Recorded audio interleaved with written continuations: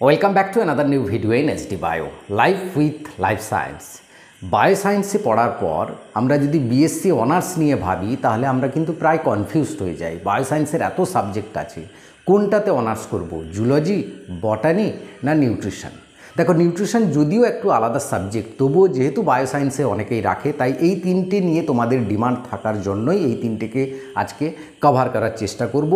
কোন অনার্সটা পড়লে বা কোন স্ট্রিমে গেলে তুমি কিন্তু ভালো একটা জায়গায় যেতে পারবে, অর্থাৎ চাকরির স্কোপ ভালো পাবে। কারণ আমরা পড়াশোনা করি, একটা টার্গেট থাকে যে তাড়াতাড়ি জব পাবো কোনটা, সহজ কথা বলতে গেলে তাই না? তো কোনটা পড়লে ভালো চাকরি পাবো বা সহজে চাকরি পাওয়া যাবে এরকম, বা কোন অনার্সটা পড়লে মাস্টার ডিগ্রি সহজে করা যাবে, কোন অনার্সটাতে সহজেভাবে পড়তে পারবো, সহজ লাগবে তোমার কাছে পড়তে, বা বিএসসি করার পর বা মাস্টার ডিগ্রি করার পর বা কোন অনার্সটা করার পর মাস্টার ডিগ্রি ভ্যারাইটি রকম শিফট রয়েছে, অর্থাৎ তুমি শিফট হতে পারবে বিভিন্ন মাস্টার ডিগ্রির কোর্সগুলোতে, কোনটা করলে সেই সুবিধাগুলো পাবে, এবং কোন অনার্সটাতে কি মাইনর সাবজেক্ট রাখা উচিত সেগুলোও বলবো। একদম অল ডিটেলস আলোচনা করব, তিনটেকে নিয়ে চুলচেরা বিশ্লেষণ করব। তাই ভিডিওটা অবশ্যই শেষ পর্যন্ত দেখো। ভালো লাগলে লাইক করে বন্ধুদের শেয়ার করে দিও, চ্যানেলে নতুন হলে চ্যানেলটা সাবস্ক্রাইব করে নিও, এবং লাস্টে একটি কনক্লুশনে আসার চেষ্টা করব যে কোন অনার্সটা আমার জন্য পাল্লা ভারী হচ্ছে, কোন অনার্সটাতে।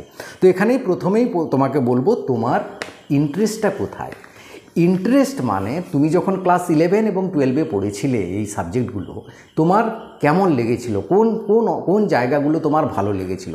ধরো জুলজির কথায় আসি, সেখানে প্রোটোজোয়া টু হিউম্যান, মানুষ পর্যন্ত সমস্ত অ্যানিম্যালদের পড়ানো হয়, সমস্ত প্রাণীদের গঠন সম্পর্কে পড়ানো হয়। সেখানে RNA, DNA, chromosome, genetics, biotechnology এগুলোও পড়েছো তোমরা, বা হিউম্যান ফিজিওলজি পড়েছো, সেখানে মানুষের নানা অঙ্গ প্রত্যঙ্গ গঠন, তার কাজ, তার রোগ অসুখ সেগুলোও পড়েছিল, হিউম্যান রিপ্রোডাকশান পড়েছিলে। এই সাবজেক্টগুলো যখন পড়েছিলে টপিকগুলো, তখন কি তোমার ভালো লেগেছিল? এগুলো পড়তে সহজ মনে হয়েছিল? তাহলে তুমি অবশ্যই জুলজি অনার্স নেবে, নাহলে তুমি অল্টারনেটিভ দেখবে। কারণ তোমার যদি পড়তে ভালো না লাগে, তুমি কোথাও একটা শুনলে যে স্যার এই অনার্সটা পড়লেই তাড়াতাড়ি জব পাওয়া যায়, তো তুমি সেই অনার্সটায় ভর্তি হয়ে গেলে, তারপরে কি তোমার পড়তে ভালো লাগলো না, তোমার কঠিন লাগলো, হাতই হারিয়ে ফেললে, তখন তোমার কি হবে? তখন তুমি বিএসসিতে নাম্বার কম পাবে, মাস্টার ডিগ্রি করতে পারবে না, হায়ার স্টাডি করতে পারবে না, তখন কিন্তু আর চাকরির কোনো থাকবে না, তোমার সেইখানে পড়ার ইতি হয়ে যাবে। তো এই জন্য তোমার ভালো লাগার ব্যাপারটা সবচাইতে আমি গুরুত্ব দিই তোমাকে, কোথায় তোমার ইন্টারেস্টটা রয়েছে সেই জায়গাটাকে তোমাকে বাছতে হবে।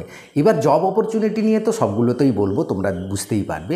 তো এই জায়গাটা একটা বলছি তোমাকে। আর একটা জ্বলন্ত সত্যি কথা বলি যে এই বিএসসি অনার্স করলে চাকরি পেয়ে যাবে এরকমটা ব্যাপারটা কিন্তু তা নয়। চাকরি অত সহজে হয় না, এরকম ভুরি ভুরি কথা শুনে থাকবে বিভিন্ন জায়গায়, কিন্তু চাকরি পেতে গেলে তোমাকে ডেডিকেশন হতে হবে, তোমাকে ভালো জায়গা থেকে পড়তে হবে, ভালো জায়গা থেকে এমএস মাস্টার ডিগ্রি করতে হবে, বিএসসি করতে হবে, বা আরও হায়ার স্টাডিগুলো যেগুলো রয়েছে কী করতে হবে পরপর বলবো, সেগুলো ঠিক জায়গা থেকে, ভালো জায়গা থেকে গেলে ভালো স্কোপ পাবে, ভালো চাকরি পাবে, এবং ভালো তাড়াতাড়ি চাকরি পাবে। সেই জায়গাগুলো তোমাকে বাছতে হবে। যেমন ধরো জুলজিতে বিএসসি করলে তুমি, তাহলে তার হায়ার স্টাডির জন্য কী স্কোপ রয়েছে, এমএসসি কী কোর্স করা যায়। তুমি করতে পারবে MSc in zoology, MSc in biomedical technology, MSc in anaesthesia, MSc in molecular biology, MSc in microbiology করতে পারবে, MSc in genetics, MSc in biotechnology করতে পারবে, MSc in environmental science, MSc in bio informatics and MSc in medical psychology.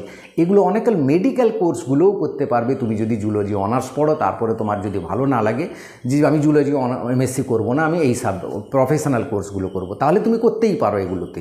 এবার তুমি যদি school service commission দিয়ে teacher হওয়ার তোমার ইচ্ছা থাকে, বা কলেজে বা ইউনিভার্সিটিতে লেকচারার বা প্রফেসর হওয়ার ইচ্ছে থাকে, তাহলে তোমাকে বিএসসি করার পর মাস্টার ডিগ্রি করতে হবে এবং তারপর বিএড করতে হবে, দিলে তুমি এসএসসি বা স্কুল সার্ভিস কমিশন দিতে পারবে। সেটা একটা লম্বা প্রসেস থেকে যাচ্ছে।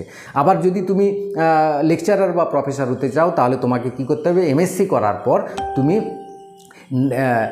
নেট জিআরএফ দেবে বা আইআইটি নেট জিআরএফ দেবে, তখন নেট কোয়ালিফাই করলে তুমি পিএইচডিও করবে এবং কলেজ বা ইউনিভার্সিটিতে লেকচারার পদে যেতে পারবে। সেটাও প্রায় 9 বছরের মতো একটা লম্বা সময় লাগবে তোমার জন্য। তাই এই জায়গাগুলো ভেবে দেখে তোমাকে কিন্তু করতে হবে। এবং তুমি যদি এসএসসি দাও, স্কুল সার্ভিস কমিশন দাও, তাহলে তুমি জুলজি অনার্স পড়লে তোমাকে অবশ্যই বটানি, ফিজিওলজি তোমাকে কম্বিনেশান রাখতে হবে, নাহলে তুমি ঠকে যাবে। কারণ তুমি যখন এসএসসির পরীক্ষা দিতে যাবে তখন এই 3টে সাবজেক্ট তোমাকে দিতে হবে, জুলজি, বটানি, ফিজিওলজি। সেখানে তুমি মাইক্রোবায়োলজি, বায়োটেকনোলজি বা এতগুলো যে সাবজেক্ট বললাম ওগুলোতে করলে কিন্তু তুমি পারবে না, কারণ তোমাকে অনার্স লেভেলে সবগুলো পড়তে হবে তখন। এই কথাটা তোমাকে খেয়াল রাখতে হবে, এই 3টে কম্বিনেশন রাখতে হবে। তুমি এসএসসি বা নেট যদি দিতে চাও, নেট জিআরএফ যদি দিতে চাও, তাহলে তোমাকে এগুলো রাখতে হবে। হ্যাঁ, এই দিলে তুমি তোমার সুবিধা হবে। এবার তুমি যদি মাস্টার ডিগ্রি করতে চাইছো এমএসসি ইন জুলজি, তুমি নেট দিতে চাইলে এমএসসি ইন জুলজি করতে হবে, সেখানে তুমি ভালো কলেজ ইউনিভার্সিটি থেকে করতে হবে। তার জন্য তোমাকে সিইউটি পিজি বলে একটা এন্ট্রান্স এক্সাম হয়, অল ইন্ডিয়ার সেন্ট্রাল ইউনিভার্সিটিগুলোতে চান্স পাবে, যেমন Delhi university, Jawaharlal university, Visva Bharati university, Jadavpur university, BHU, নানা রকম বড় বড় অল ইন্ডিয়া টপ ইউনিভার্সিটিতে তুমি যদি চান্স পেয়ে যাও, এবং এটা পরীক্ষাটা খুব একটা টাফ নয়, নেট থেকে অনেক ইজি পরীক্ষাটা, এবং তো সেখানে চান্স পেলে তুমি কিন্তু বড় বড় জায়গায় চান্স পাবে এবং তাড়াতাড়ি জব পাবে তুমি। নাহলে যেখানেই চান্স পেলাম এই কলেজের আশেপাশে কোনো একটা টাউনে কলেজ বাতে পড়ে নিলাম বিএসসি এমএসসি, তাহলে কিন্তু খুব একটা বেশি দূর এগোতে পারবে না। ঠিক আছে, এই জায়গাগুলো খেয়াল রাখতে হবে তোমাকে। এবারে আসি বটানির কথা। দেখো, তুমি সেই একই কথা বলবো, ক্লাস 11 এবং 12-এর বটানির যে জিনিসগুলো পড়েছিলে, যেমন প্ল্যান্ট মরফোলজি অর্থাৎ উদ্ভিদের গঠন নিয়ে পড়েছিলে, সাইটোজেনেটিক্স পড়েছিলে, প্ল্যান্ট ইকোলজি পড়েছিলে, প্ল্যান্ট ফিজিওলজি পড়েছিলে, এখানে কোষ কলা নানা রকম জিনিসগুলো পড়েছিলে, এমব্রায়োলজি পড়েছিলে, প্ল্যান্ট ইভলিউশন পড়েছিলে, ট্যাক্সোনমি পড়েছিলে, যে ট্যাক্সোনমি ক্লাসিফিকেশানে যে ব্যাপারগুলো তোমার যদি ইজি লেগে থাকে, বা মাইক্রোবায়োলজির ব্যাপারগুলো যে তোমার ইজি লেগে থাকে, তাহলে তুমি অবশ্যই বটানি অনার্স নিয়ে পড়বে। তবে এখানে আমি আবার একটা কথা বলে দিই, বিএসসি করার পর তুমি যদি সিইউটি পিজি দিয়ে বিএসসিটা ভালো জায়গা থেকে করো, তাহলে কিন্তু ভালো জায়গায় চাকরি পাবে। বা আইআইটি জ্যাম দিয়ে তুমি যদি আইআইটি জ্যাম পরীক্ষা দাও, সে জুলজি বটানি যাই অনার্স পড়ো না কেন, এমএসসির জন্য তুমি যদি আইআইটি জ্যাম দাও, তাহলে কিন্তু তুমি ভালো জায়গা, টপ জায়গায় কিন্তু চাকরি পাবে, এবং চাকরি ভালো পাবে, এটা কিন্তু একটা বলা যায়। হ্যাঁ, এবং জব কোথায় কোথায় রয়েছে বিএসসি অনার্স করার পর বটানিতে কী কী জব রয়েছে। দেখো, প্রত্যেকটা অনার্স করলেই যে জবের খুব একটা অপরচুনিটি রয়েছে তা নয়, মাস্টার ডিগ্রি করলে জব অপরচুনিটিটা বেশি থাকবে, তাই মাস্টার ডিগ্রি করবে সবগুলোতে। হ্যাঁ, এবার এসএসসি দিতে চাইলে তুমি বিএড করতে পারো মাস্টার ডিগ্রি করার পর। এবার দেখো, বটানিতে যেমন রয়েছে বিএসআই, বটানিক্যাল সার্ভে অফ ইন্ডিয়াতে, এগ্রিকালচার রিসার্চ সার্ভিসে পাবে, হর্টিকালচারগুলোতে পাবে, ফরেস্ট ডিপার্টমেন্টের যত অফিসার রয়েছে সেখানে চান্স পাবে, বায়োটেক ফার্মগুলোতে পাবে, এনভায়রনমেন্টাল ম্যানেজমেন্ট ইউনিট, যেটা একটা ইন্ডিয়ার গ্রোয়িং ইউনিট, সারা ইন্ডিয়া নয় সারা ওয়ার্ল্ডে যখন পলিউশন বা এনভায়রনমেন্ট ম্যানেজমেন্ট নিয়ে প্রচুর কাজ হচ্ছে, তাই এই জায়গা সেক্টরগুলোতে পাবে। ফুড ইন্ডাস্ট্রি একটা বড় ইন্ডাস্ট্রি এবং ফাস্ট গ্রোয়িং ইন্ডাস্ট্রি, এখানেও প্রচুর স্কোপ রয়েছে। হার্বাল ইন্ডাস্ট্রি, যখন হার্বাল, এখানে ওষুধ থেকে হার্বাল ওষুধ থেকে হার্বাল কসমেটিক পর্যন্ত সমস্ত একটা বড় জায়গা রয়েছে, সেখানেও চান্স পাবে। ফার্মেন্টেশন ইন্ডাস্ট্রি মানে বেকারি প্রোডাক্টগুলো, ফুড আইটেমগুলো, তার সঙ্গে যে ফার্মেন্টেশন ইন্ডাস্ট্রি অ্যালকোহল তৈরি হয়, মানে যাকে বলে মদ তৈরি হয়, সেই ইন্ডাস্ট্রিতেও চান্স পাবে। এবং এই জায়গাগুলোতে এছাড়া টিচার তো রয়েছে, সেই টিচারের জন্য এমএসসি বিএড বা এমএসসি নেট কোয়ালিফাই করলে তুমি টিচার বা প্রফেশনাল লেকচারার হতে পারবে। এবার আসি, তবে হ্যাঁ, এখানে বলে দিই, তুমি যদি বটানি অনার্স পড়ো অবশ্যই কম্বিনেশন জুলজি বা ফিজিওলজি রাখবে, তুমি যদি এসএসসি বা নেট দিতে চাও। এটা কিন্তু খেয়াল রাখতে হবে, অন্য সাবজেক্ট রাখলে কিন্তু তুমি অসুবিধায় পড়ে যাবে। এবার দেখো, nutrition honours or nutrition in dietetics, এই দুটো সাবজেক্ট কিন্তু প্রায় একই সাবজেক্ট, এই দুটো যে কোনো একটা পড়লে হবে। এখানে যদিও এটা স্পেশাল সাবজেক্ট, কিন্তু বায়োলজির রিলেটেড থাকে বলে আমি এটা কভার করার চেষ্টা করছি। এখানে নিউট্রিশন অনার্স পড়লে মাইনর সাবজেক্ট হিসাবে তোমরা রাখবে বায়োকেমিস্ট্রি রাখতে পারো, বা কেমিস্ট্রি রাখতে পারো, বা মাইক্রোবায়োলজি রাখতে পারো। এইগুলো রাখলে ভালো, যদি এগুলো না রাখো, তা ভালো না লাগে, তাহলে তোমার ইচ্ছে মতো যে কোনো একটা সাবজেক্ট করো, কারণ এগুলো রাখলে আমি বলছি ফিউচার স্কোপটা তোমার ভালো থাকবে। হ্যাঁ, তো এখানে নিউট্রিশন নিউট্রিশনে কিন্তু বিএসসি করার পর খুব একটা বেশি জব অপরচুনিটি নেই, তোমাকে এমএসসি করতে হবে। তো এমএসসি তাই ভালো জায়গা থেকে করতে হলে সিইউটি পিজি এক্সাম দিতে হবে, নাহলে ক্যালকাটা ইউনিভার্সিটির বড় কলেজ থেকে করলে সবচেয়ে ভালো হয়। এমএসসি করার পর এখানে একটা ডিপ্লোমা কোর্স করা যায়, যেগুলোতে ডিপ্লোমা কোর্সগুলো করলে তুমি কিন্তু ভালো জায়গায়গুলো চান্স পাবে।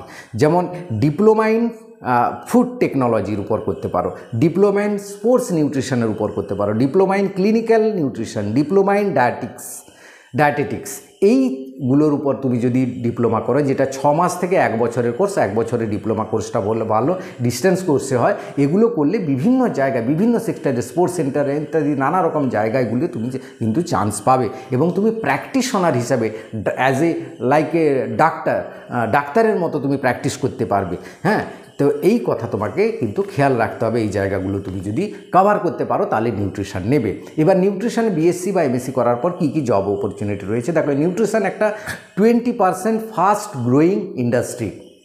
তো যে ইন্ডাস্ট্রিটা গ্রো করছে সেই ইন্ডাস্ট্রিতে নিশ্চয়ই জব অপরচুনিটি বেশি থাকবে। তো কি কি আছে না, হেলথ কেয়ার অফিসার হিসাবে তুমি বিভিন্ন অর্গানাইজেশনে, সেন্ট্রাল গভর্নমেন্ট, স্টেট গভর্নমেন্ট বা এনজিওগুলোতে যে রয়েছে সেখানে চান্স পাবে। যেমন WHO-তে, ইউনিসেফে, FAO-তে, যেটা ফুড অ্যাডমিনিস্ট্রেশন অর্গানাইজেশনগুলোতে চান্স পাবে। সেন্ট্রাল গভর্নমেন্ট, স্টেট গভর্নমেন্টের এবং প্রাইভেট নার্সিংহোমগুলোতে বা প্রাইভেট বড় বড় হসপিটালে নিউট্রিশনিস্ট হিসাবে তুমি চান্স পাবে, বা ডায়েটিশিয়ান হিসাবে তুমি চান্স পাবে। ফুড কোয়ালিফাইং ইন্সপেক্টর হিসাবে তুমি জয়েন করতে পারবে। হেলথ সেন্টারগুলোতে, ফিটনেস সেন্টারগুলোতে পাবে। ফুড কোম্পানিগুলোতে, মেডিসিন কোম্পানিগুলোতে R&D অর্থাৎ রিসার্চ অ্যান্ড ডেভেলপমেন্টে তুমি চান্স পাবে। ক্যাফেটেরিয়াগুলোতে চান্স পাবে, এবং ফার্মাসিউটিক্যাল ইন্ডাস্ট্রি অর্থাৎ মেডিসিন কোম্পানিগুলোতে চান্স পাবে। স্যালারি কীরকম হয়, বিএসসি করার পর 4 থেকে 5 লাখ টাকা স্যালারি হয় প্রায় সবগুলো অনার্স যতগুলো বললাম এইগুলোতেই, এবং এমএসসি করার পর 5 থেকে 8 লাখ টাকা পার ইয়ার। এগুলো প্রাইভেট কোম্পানি বলছি, সেন্ট্রাল গভর্নমেন্ট পেলে তো আলাদা কথা, যে তার স্কেল অনুযায়ী হবে। এবং পিএইচডি করার পর 10 থেকে 12 লাখ টাকা পার ইয়ার, এগুলো প্রাইভেট কোম্পানিতে এরকম কিন্তু জব পাবে।